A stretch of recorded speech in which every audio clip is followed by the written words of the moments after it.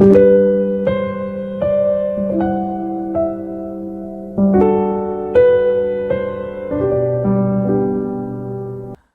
우리에게 주신 하나님 말씀은 신약 성경 에베소서 3장 1절에서 13절까지 말씀입니다.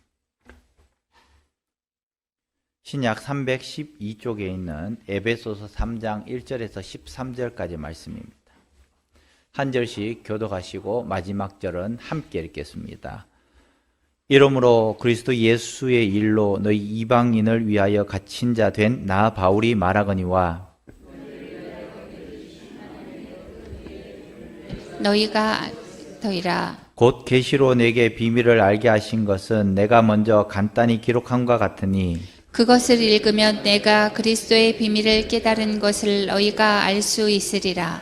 이제 그의 거룩한 사도들과 선지자들에게 성령으로 나타내신 것 같이 다른 세대에서는 사람의 아들들에게 알리지 아니하셨으니 이는 이방인들이 복음으로 말미암아 그리스도 예수 안에서 함께 상속자가 되고 함께 지체가 되고 함께 약속에 참여하는 자가 됨이라. 이 복음을 위하여 그의 능력이 역사하시는 대로 내게 주신 하나님의 은혜의 선물을 따라 내가 일꾼이 되었노라. 모든 성도 중에 지극히 작은 자보다 더 작은 나에게 이 은혜를 주신 것은 측량할 수 없는 그리스도의 풍성함을 이방인에게 전하게 하시고 영원부터 만물을 창조하신 하나님 속에 감추어졌던 비밀의 경륜이 어떠한 것을 드러내게 하려 하심이라. 이는 이제 교회로 말미암아 하늘에 있는 통치자들과 권세들에게 하나님의 각종 지혜를 알게 하려 하심이니 곧 영원부터 우리 주 그리스도 예수 안에서 예정하신 뜻대로 하신 것이라. 우리가 그 안에서 그를 믿음으로 말미암아 담대함과 확신을 가지고 하나님께 나아감을 얻느니라. 그러므로 너희에게 구하노니 너희를 위한 나의 여러 환난에 대하여 낙심하지 말라. 이는 너희의 영광이니라. 아멘. 계속해서 에베소서를 살펴보면서 교회론에 관련된 이야기를 하고 있습니다. 오늘 본문의 말씀 가운데 제목은 교회의 그 사명, 복음 전하는 구원 사명이다. 이 말씀을 가지고 함께 나누기를 원합니다. 본래 에베소에서 살던 이 사람들은 이방인이었습니다. 유대인들이 아니었습니다. 유대인들은 에베소 사람들보다도 늦게 예수님을 믿었는데 그들은 기득권을 행사를 했습니다. 어떻게 보면 먼저 예수 믿은 사람이 기득권이 있어야 되는데 그렇지 않고 유대인들이 늦게 예수 믿었음에도 불구하고 기득권을 계속해서 행사했던 겁니다. 그렇기 때문에 계속해서 교회 안에서 문제가 생기고 이것이 고린도 전후서, 로마서 또 다른 서신에도 보면은 계속해서 이런 문제가 생긴 것에 대해서 이야기를 합니다. 사도행전 6장에도 보면은 헬라파 유대인, 히브리파 유대인 이렇게 해서 또 트러블이 있는 것을 보게 되죠. 이 사도 바울은 에베소 2장에서 지난주입니다. 이 그리스도 안에서 우리의 모든 차별과 구별이 사라졌다. 그리고 우리는 한 몸과 새 사람이 되었다. 그리고 그 이유가 뭐냐? 십자가를 통해서 모든 것이 하나로 통합되었다. 그렇게 말씀을 하였습니다. 우리가 하나님과 아무 상관도 없었고 이 언약도 없는 이방인이었고 우상을 섬기던 백성이었지만은 그런데 예수 십자가의 보혈의 피로 우리는 하나가 되었다고 에베소서 2장에 기록을 하고 있습니다. 2장 13절부터 23절의 내용을 요약해 보면은 예수 그리스도 안에서 십자가에 흘린 보혈로 이제는 하나가 되었다는 것입니다. 그 갈라진 틈 사이에 예수께서 평화를 주시고 이제는 그리스도로 말미암아 그리스도께서 머리가 되시고 우리는 지체가 되었기 때문에 우리는 하나다. 그렇게 말씀을 하였습니다. 그리스도를 믿음으로 우리는 하나가 되었다는 것입니다. 그리스도를 믿음으로 하나님의 자녀가 되었고 그리스도를 믿음으로 하나님의 기업이 되었고 하나님의 백성이 되었다. 그 말씀을 하였다는 것입니다. 그리고 바울은 교회를 통해서 이것이 분명히 이루어졌다. 그렇게 말씀을 하였습니다. 이제 3장에서는 하나님의 경륜을 통해서 구원이 이방인에게 이르렀다. 그렇게 말씀을 합니다. 그 경륜. 이 에베소서 3장은 두 부분으로 나눠줄 수 있습니다. 첫 번째는 3장 1절부터 뛰어넘어서 14절부터 해서 끝까지 한 부분입니다. 그리고 2절부터 해서 13절까지가 삽입된 부분입니다. 원래는 1절부터 14절이 곧바로 넘어가야 되는데 중간에 삽입되었다. 그렇게 성서학자들은 이야기를 하는데요. 오늘 특별히 2절부터 13절 삽입된 부분을 중심으로 해서 함께 나누기를 원합니다. 많은 유대인들 가운데서 그리스도를 믿어서 그리스도인이 되었습니다. 그런데 이 유대인들은 바울의 주장을 용납하지 못했습니다. 동의하지 못했습니다. 왜냐하면 유대인들의 생각은 먼저 유대인이 되어야 된다고 생각을 했습니다. 이 유대인이 되는 것이 뭡니까? 할례를 받아라. 할례를 받고 난 다음에 그리스도인이 되어라. 순서는 이렇게 된다고 이야기를 합니다. 그래서 끝까지 계속해서 문제를 일으켰던 것입니다. 유대인이 되고 기독교인이 될 수 있다라고 생각을 하고 있었기 때문에 그 틀을 깨지 않았다는 것입니다. 그래서 로마서나 고린도 전후서나 갈라디아서나 빌립보서에도 보면은 이 유대인들과 그리고 이방 그리스도인들 간의 이런 알력들, 다툼들을 다루고 있다라는 것입니다.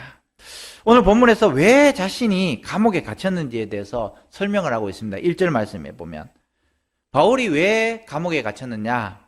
바로 하나님께서 자신에게 가르쳐 주신 그 비밀을 전하기 위해서 애쓰다가 유대인들의 고발로 인해서 나는 감옥에 갇혔다. 그렇게 고백을 하고 있습니다. 이 비밀이 뭐냐? 내가 전한 이 비밀이 뭐냐에 대해서 에베소서 2장 14절에서 18절에 기록을 하고 있는데요. 우리 함께 읽어보겠습니다. 2장 14절에서 18절입니다. 시작. 그는 우리의 화평이신지라 둘로 하나를 만드사 원수된 것 곧 중간에 막힌 담을 자기 육체로 허시고 법조문으로 된 계명의 율법을 폐하셨으니 이는 이 둘로 자기 안에서 한 세 사람을 지어 화평하게 하시고 또 십자가로 이 둘을 한 몸으로 하나님과 화목하게 하려 하심이라. 원수된 것을 십자가로 소멸하시고 또 오셔서 먼 데 있는 너희에게 평안을 전하시고 가까운 데 있는 자들에게 평안을 전하셨으니 이는 그로 말미암아 우리 둘이 한 성령 안에서 아버지께 나아감을 얻게 하려 하심이라. 아멘. 바울은 우선 이방인들도 예수 그리스도를 믿는 것만으로도 충분하다고 보았습니다. 유대인들이 주장하는 이 할례와는 구원과는 아무런 상관이 없다라고 그렇게 이야기를 합니다. 이것은 바울의 주장과 어울러서 이후에 보면은 사도행전 15장에 보면은 예루살렘 공회의, 이 총회와 같은 가장 큰 회의에서 이것을 다룹니다. 많은 경론이 있고 난 다음에 4가지를 빼고는 구원을 받을 수 있다라고 그렇게 이야기를 합니다. 저희들이 신대원 시험 공부를 할 때 우음목피라고 이야기합니다. 우상숭배, 음란, 그리고 목매는 것, 그리고 핏째 먹는 것. 이것을 제외하고는 구원과는 전혀 상관없다. 그렇게 이야기를 하고 있는 것이죠. 유대인들이 이야기하는 이 할례와는 전혀 상관이 없다라는 것입니다. 우상숭배하는 것에, 그리고 음란한 것에, 그리고 목매어 죽는 것에, 또 피를 먹는 것에, 이것은 구원과 상관이 있지만은 그 이후의 것은 상관이 없다라고 그렇게 결론을 내렸습니다. 바울은 이 비밀을 전하기 위해서 계속해서 노력했다라는 것입니다. 그런데 이 비밀을 전하면서 바울 본인에게 고난이 왔습니다. 결국에는 감옥에 잡히게 되었죠. 이 소식을 들은 이 에베소 교인들은 낙심을 했습니다. 그런데 바울은 그 낙심한 에베소 교인들에게 너희들 낙심하지 마라. 오히려 내가 여기에 잡혀있는 이것이 오히려 영광이다라고 그렇게 말씀을 합니다. 오늘 2절부터 보면은 1절부터 13절까지 보면은 하나님의 구속의 경륜이라고 나와 있습니다. 경륜. 이 단어가 어렵습니다. 경륜이라는 단어가 무엇이냐면은 오이코노미아라는 단어입니다. 오이코노미아. 그것이 뭐냐? 바로 하나님의 섭리라는 것입니다. 또는 하나님께서 작정하신 것입니다. 이 경륜이라는 단어가 어렵기 때문에 오늘 설교할 때 섭리라는 이야기를 많이 할 겁니다. 하나님께서 우리를 구원하시기 위한 경륜, 어렵죠?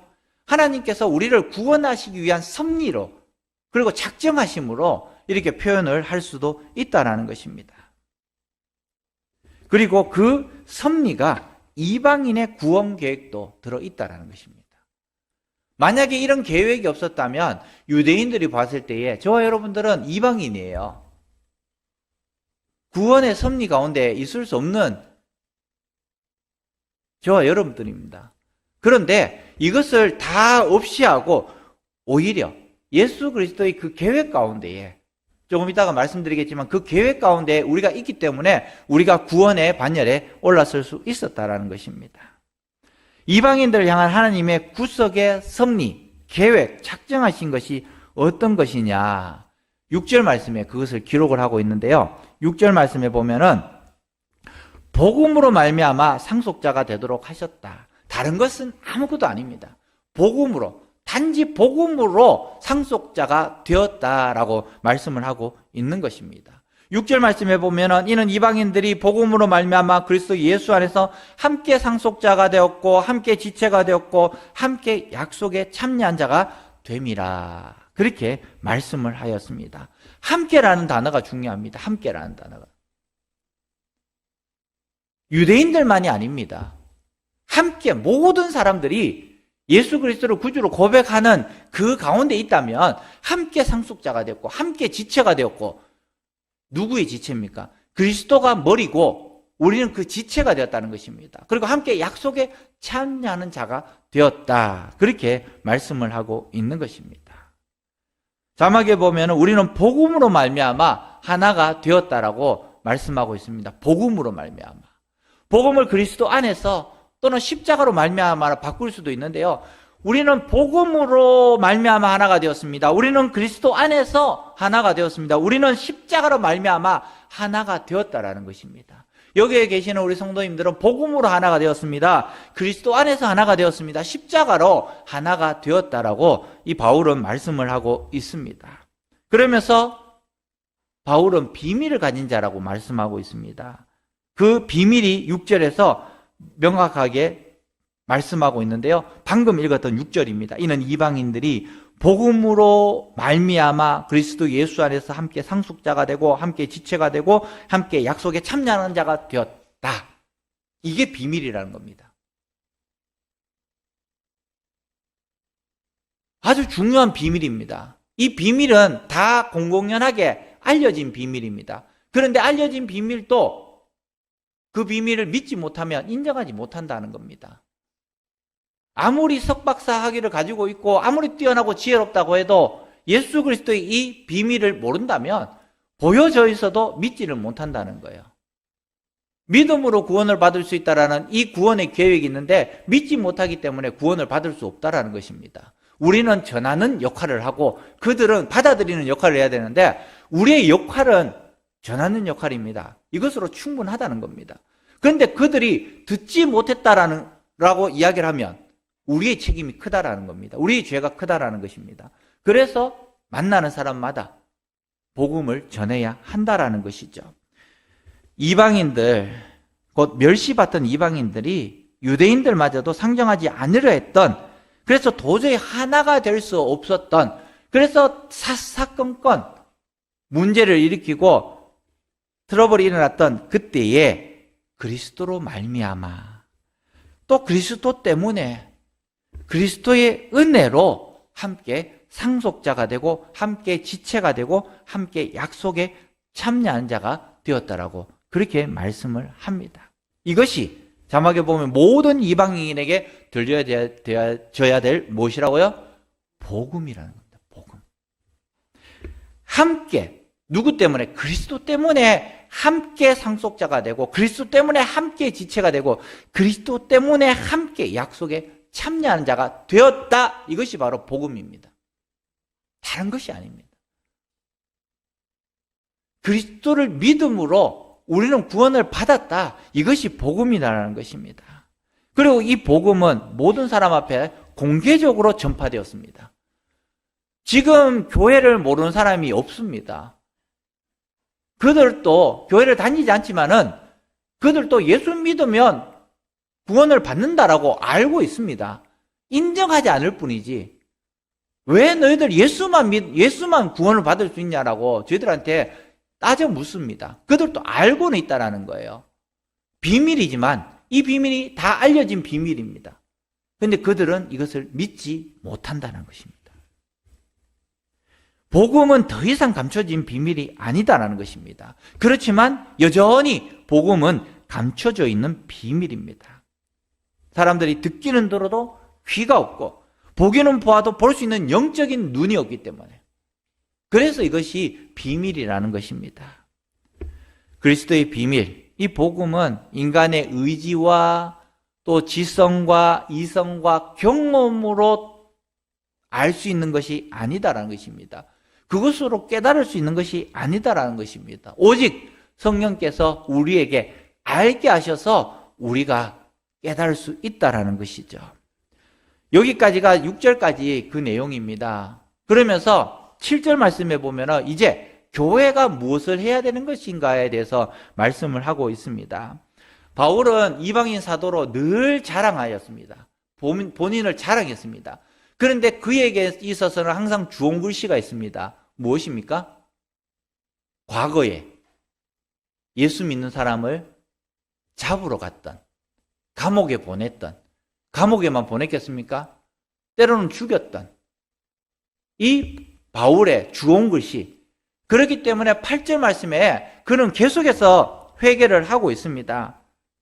모든 성도 중에 지극히 작은 자보다 더 작은 나라고 그렇게 말씀을 하면서 자기 자신을 계속해서 겸손하게 낮추고 있는 그 모습을 보게 되는 것입니다. 그럼에도 불구하고 이 바울을 하나님께서 이방인의 복음을 전파하는 그 사역자로 세우셨다, 그렇게 말씀하고 있으면서 7절 말씀에 그는 본인의 정체성을 분명히 이야기를 합니다. 7절 말씀입니다. 이 복음을 위하여 그의 능력이 역사하시는 대로 내게 주신 하나님의 선물을 따라서, 하나님의 은혜의 선물을 따라서 내가 일꾼이 되었다. 정체성이 분명합니다. 교회 다니는 저와 여러분은 정체성이 분명해야 됩니다. 내가 누구냐의 정체성이 분명히 있어야 된다는 것입니다. 내가 누굴까? 내가 아리송하면 안 된다는 것입니다. 이 바울은 나는 일꾼이 되었다는 것입니다. 사역자가 되었다는 것입니다. 사명자가 되었다는 것입니다. 이런 정체성을 분명히 가지고 나는 이런 일을 한다라는 것이죠. 8절, 9절, 10절 말씀, 바울이 어떤 일을 했는지를 한번 살펴보겠습니다. 한번 읽어볼게요. 시작. 모든 성도 중에 지극히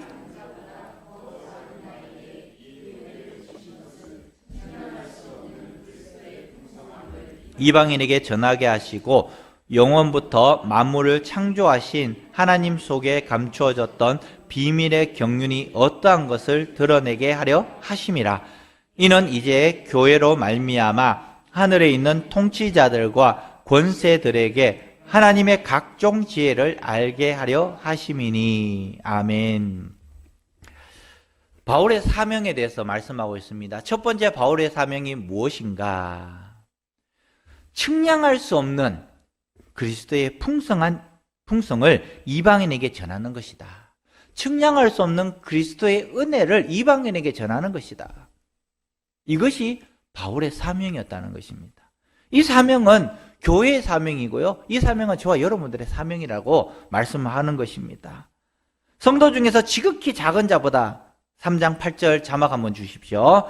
모든 성도 중에 지극히 작은 자보다 더 작은 나에게 이 은혜를 주신 것은 측량할 수 없는 그리스도의 풍성을 이방인에게 전하게 하시고, 나는 지극히 작은 자이지만은 나에게 하나님께서 일꾼으로 세워주시고, 그리고 일꾼으로 세워진 내가 측량할 수 없는 그리스도의 풍성을 이방인에게 전하게 하는 그 사명을 나에게 주셨다는 것입니다. 이 풍성이라는 것이 무엇입니까? 측량할 수 없는 그 풍성이 무엇입니까? 바로 다함이 없는 하나님의 은혜라는 것입니다. 제한이 없는 하나님의 은혜라는 것입니다. 계산할 수 없는 무한한 그리스도의 부요함이 바로 이 풍성이라는 것입니다.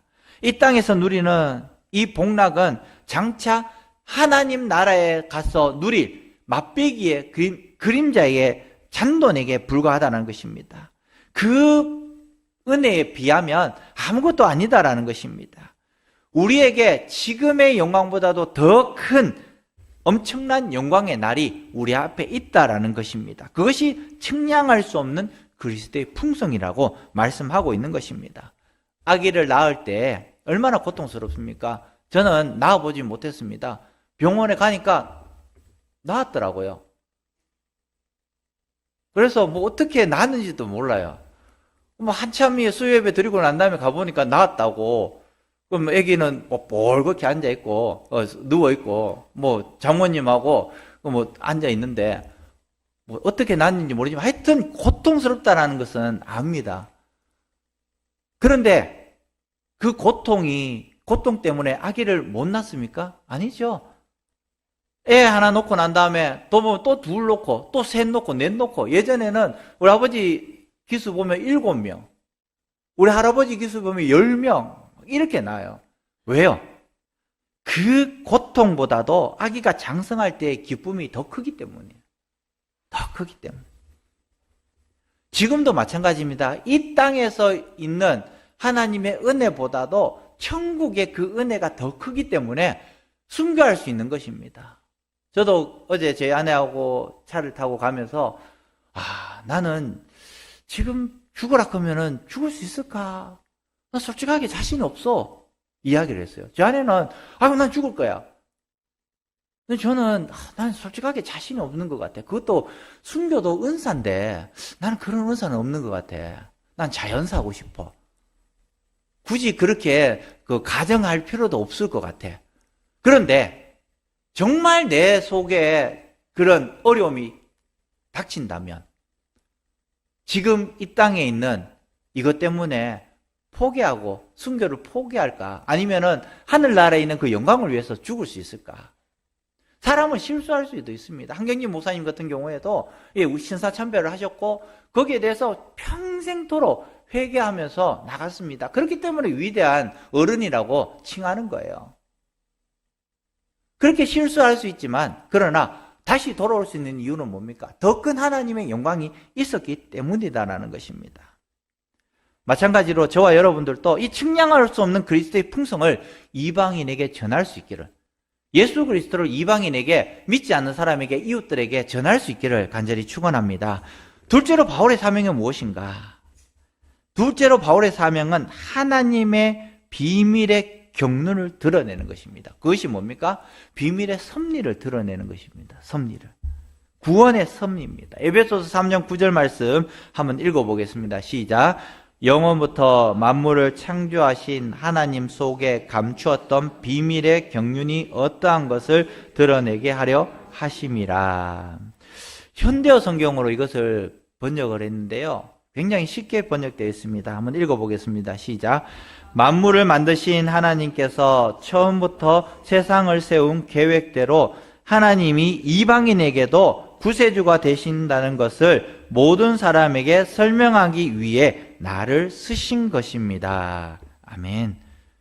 나를 쓰신 이유가 뭐냐?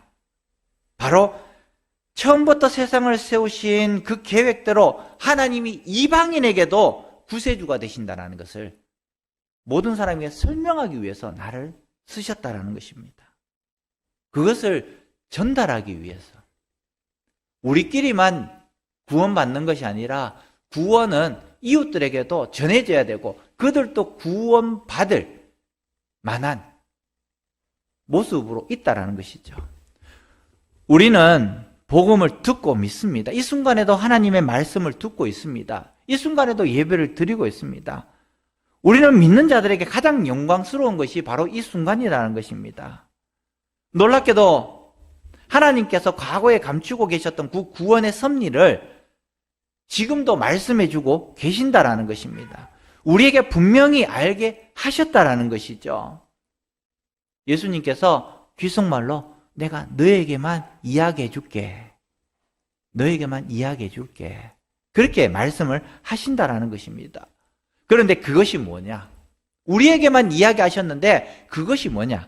바로 창세전부터 성부 하나님과 성자 하나님과 성령 하나님께서 말씀을 하십니다. 우리 인간은 분명히 타락할 것인데 그 구원에 관해서 의논을 하셨습니다. 죄에 빠진 인간을 구원하시기 위해서 성자 예수님께서 성육신에 서서 이 땅에 오셨습니다. 그리고 우리 인간의 죄를 대신하여서 대속물이 되기 위해서 십자가에 못 박혀 죽으시기로 작정하셨다는 것입니다. 그리고 이것이 우리를 향한 하나님의 구원의 섭리라는 것이죠.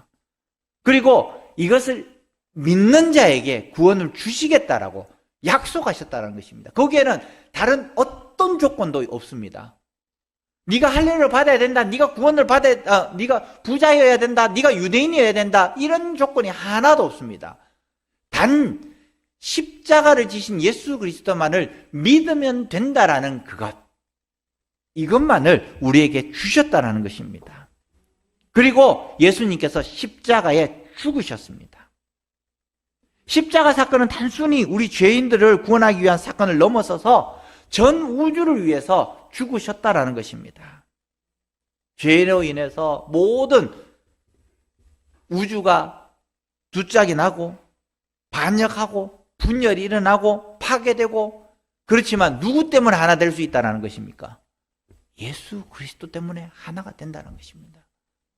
북한하고도 우리가 하나가 되어야 된다는 것입니다. 우리 젊은 사람들은 통일할 필요가 없다라고 그렇게 이야기를 하지만은 왜 러시아하고 우크라이나하고 전쟁을 합니까? 그리스도의 사랑으로 하나가 되면 되는데 그러지 못하기 때문에 그 속에 욕심이 있고 그 속에 죄가 있기 때문에 서로를 죽일 수밖에 없다라는 것입니다. 너를 죽여야지 내가 살 수 있기 때문에 그렇다라는 것입니다.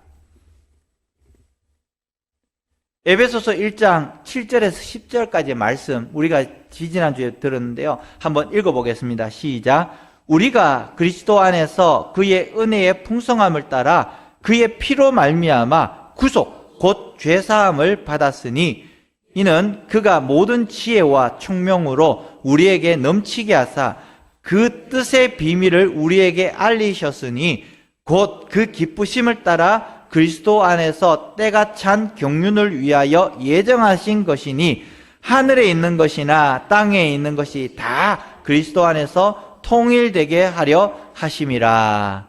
아멘. 십자가의 죽으심과 또 부활의 영광으로 말미암아 온 우주가 그리스도 안에서 다시 통일된다, 하나가 된다라는 것입니다. 우리는 우리 교회 안에서도 하나 되지 못한 모습들이 간혹 보입니다. 회의하다가도 아무것도 아닌데 서로 다투고 죽을 듯이 싸우고 다시 안 보고 한 달 후에 다시 만나면서 또 싸우고 뭐 그런 모습들이 얼마나 있습니까? 그런데 정말 우리는 그 자존심을 내려놓아야 됩니다. 다툼하는 것을 내려놓아야 됩니다. 다 하나님의 영광을 위해서 하는 것인데 이렇게 가든 저렇게 가든 가면 돼요. 그런데 그 자존심 때문에 다툼이 일어나는 거예요. 내려놓아야 된다는 것입니다. 다 통일되게 하기 위해서. 우리가 통일이 안 되는데, 우리가 한 마음이 안 되는데 세상 사람들에게 복음을 전할 수 있겠냐라는 겁니다. 바울의 세 번째 사명은 무엇이냐? 세 번째 사명은 더 놀라운 사실은 하나님의 정사와 권세들에게까지 하나님의 이 구원의 섭리를 알게 하려는 것이 누구를 통해 이루어지냐는 것은 바로 지금 교회를 통해서 이루어 가신다는 것입니다. 이 교회, 우리 유형의 교회를 통해서 이루어 가시고 또 무형의 교회, 저와 여러분을 통해서도 이루어 가신다는 것입니다. 중요한 것은 여기에 있다는 것이죠. 그래서 바울은 목숨 걸고 예수 그리스도의 복음을 전하는 것입니다. 목숨 걸고. 나를 통해서 이루어 가신다라는 이런 가치관과 정체성이 있기 때문에 그는 감옥에 갇히면서까지도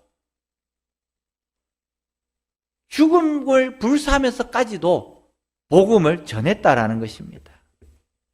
3장 10절 말씀 자막으로 한번 읽어보겠습니다. 시작. 이는 이제 교회로 말미암아 하늘에 있는 통치자들과 권세들에게 하나님의 각종 지혜를 알게 하려 하심이라. 표준세 번역으로 이렇게 번역되어 있습니다.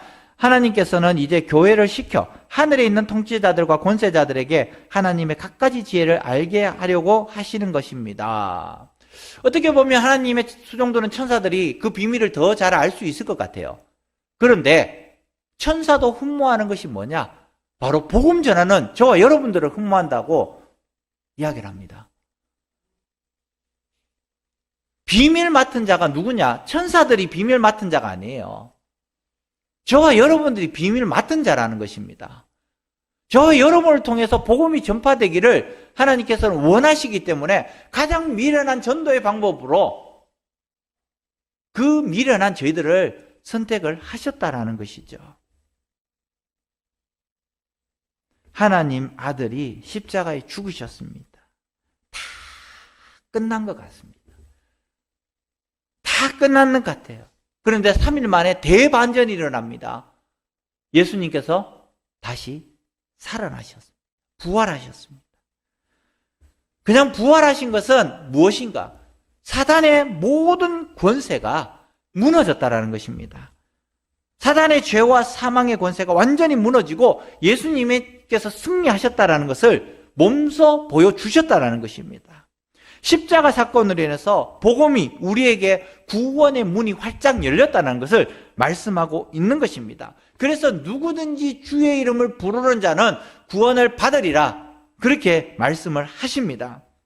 이것이 영원전부터 그리스도 예수 안에서 작정하신 하나님의 계획이라는 것입니다. 이것을 전하기 위해서 교회가 존재하는 것이고요. 이것을 전하기 위해서 복음을 우리에게 맡기셨다라는 것입니다. 바울은 우리에게 이것을 맡기셨어요.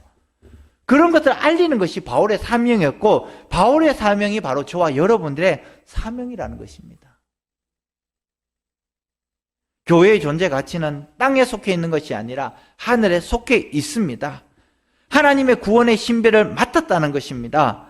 그리스도의 비밀을 가지고 있다라는 것입니다. 그저 이것을 한 달란트 맡은 자처럼 땅속에 묻어두고 주인이 왔을 때 당신은 욕심이 많은 사람인 줄 알고 또 악한 사람인 줄 알고 내가 한 달란트 묻었다가 여기 한 달란트 있습니다.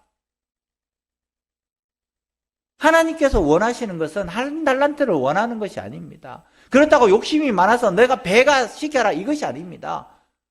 나에게 주신 그 직분을 잘 감당하는 것입니다. 중요한 것은 그 앞에 달란트를 맡기면서 능력을 따라서 맡겼다는 것입니다. 능력을 따라서. 능력에 따라서 5달란트, 2달란트, 1달란트를 주었다라는 것이야. 충분히 너는 할 수 있다라는 것입니다. 그런데 1달란트 맡은 자는 그것을 땅속에 묻어두었다는 것입니다. 혹 우리가 그 달란트를 묻어두고 있지 않는가? 교회를 통해서 우리를 향한 하나님의 은혜의 섭리가 나타났고 또 그리스도의 비밀이 드러났습니다. 그러므로 지금 일시적으로 교회가 욕먹고 또 연약해지고 때로는 부패해질 때도 있습니다. 무너질 때도 있어요. 그러나 우리가 교회를 포기할 수 없는 이유가 바로 여기 있다라는 것입니다. 여전히 오늘도 나약하고 또 부족하지만 하나님께서는 교회를 통해서 구원의 역사를 일구어가고 계신다라는 것입니다. 저와 여러분을 통해서 구원의 역사가 이루어지기를 원하고 계신다라는 것입니다. 그래서 사도 바울은 복음을 전하는 가운데서도 당하는 이 어려움은 성도 안에서의 영광이라고 말씀하고 있는 거예요. 이 복음의 비밀이 나에게 너무 은혜가 되기 때문에 내가 이것을 전하면서도 내가 고난을 당하지만 오히려 이 고난이 나에게는 영광이라고 그렇게 바울은 고백을 하고 있는 것입니다. 에베소서 3장 13절 말씀 한번 읽어보겠습니다. 그러므로 성경이 있습니다. 그러므로 너희에게 구하노니 너희를 위한 나의 여러 환난에 대하여 낙심치 말라. 이는 너희의 영광이니라. 아멘. 나는 하나님의 사명을 이루고자 온갖 고난을 받는 것조차 바로 영광으로 여기노라. 영광으로 여기노라.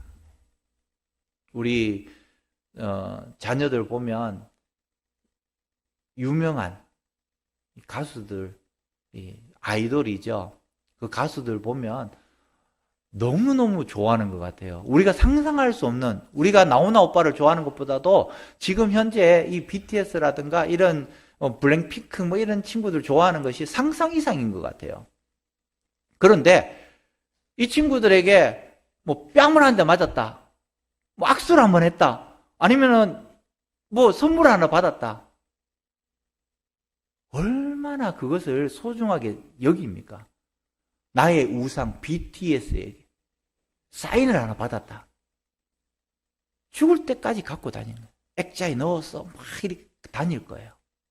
만약에 BTS가 가면서 내 발등을 밟았다.